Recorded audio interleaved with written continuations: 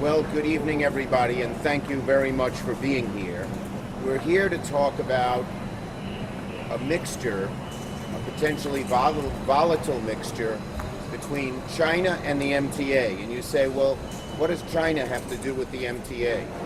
Well, the Chinese, as in so many other areas, have made a real effort to take over the manufacture of and the selling of rail cars, passenger rail cars. And they have just won a bid from the MTA for $4 billion of new rail cars. There's one problem. This is a Chinese-owned company, and the same kind of problems that exist with Huawei and ZTE could exist here. This company is subsidized by the government, and for them to use cyber attacks or some other form that would do ill to our subway system is a serious issue. So before the contract is approved, I am asking tonight for the Commerce Department to do a thorough review of CRRC, the Chinese state-owned rail company, and make sure that there is no way that the Chinese government, should tensions escalate between the United States and China, could mix in and interfere with the signals, with the Wi-Fi, with the other aspects of running a rail system. The cars are made in China. They are made by a Chinese government-owned company. And just as we're not certain that we can trust the Chinese when it comes to 5G and other forms of communication, we should not give a stamp of approval to China operating these rail cars, we should not give the stamp of approval for the MTA to operate these Chinese-made, owned rail cars before it's thoroughly checked out that security can't be breached and the Chinese, should they choose to, not interfere. There have been 3 cyber attacks on other rail systems in San Francisco and California. No one knows where they came from. They're not necessarily with Chinese-made cars, but it shows that it's very doable. And we have to be very, very sure. So we need the Commerce Department to do a thorough investigation. I don't fault the MTA. They put out something for the lowest bidder. The Chinese government subsidized this company, CRRC, so it could get the bid. They do that over and over again, and that's a trade issue, a serious trade issue. I tend to agree. One of the very rare issues I tend to agree with President Trump on is we got to be much tougher on China, but we got to be tough across the board. And that doesn't just mean in their illicit practices of selling us stuff at low price, subsidized by the government. It doesn't just mean them not letting us in. It's also our security risks, because this is the greatest issue we have, that this could become a security risk. Better to be safe than sorry. Better to make sure that these cars that the MTA may buy are immune to Chinese government interference before the contract is signed. It's that simple. Let me see, am I leaving something out, Angelo? Senator, you just misspoke by saying they got a contract before the sector. Oh. Off the top, you just misspoke. Yeah, they are the low bid on a contract that has not been signed. And usually the MTA, as they should, goes for the lowest bidder.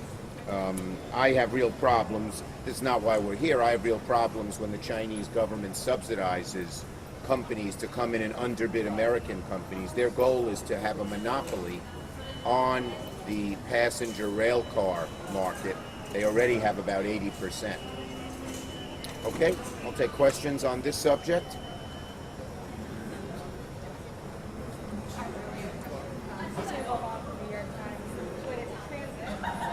Well, let's go on this subject first, and then I'll get to you. Do you think that the Genius Transit Challenge was even a good idea from the MTA in the first place, and should they have done a harder vet of these companies? Well, look, the MTA goes for the lowest bidder with the best product.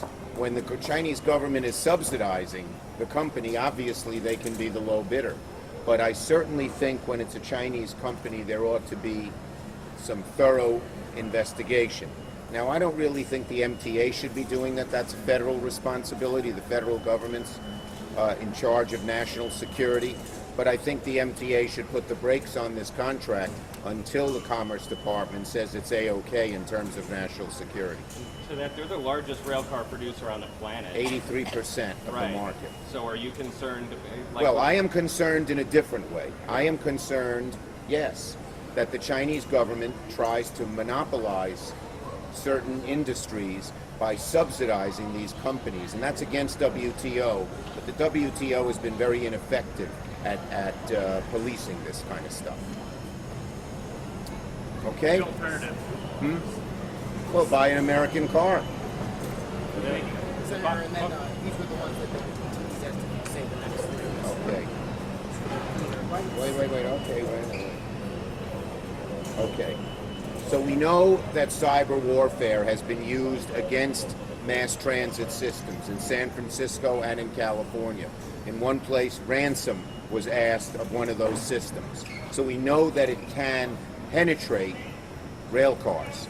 The question is, with the Chinese government company making the cars, are they more susceptible, and particularly to manipulation by China? We also had incidents a few years ago where Iran tried to manipulate the security system on a dam in Westchester, and they did get through. They didn't do any damage. You got to be in this new world. You got to be very careful. Lombardi and Kawasaki are the two main providers of rail cars for the MTA. Neither of those are American-based companies. Is that Well, but they make the car. There's a certain percentage they have to make here, but when it comes to China, it's different.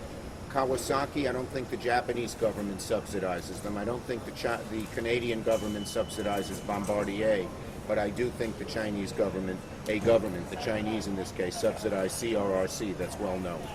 Which they admitted in the challenge Yeah. them. So we do know that cyber warfare has an effect. So we need the Department of Commerce to give a green light before the MTA signs the contract and says these cars cannot be manipulated by the Chinese government.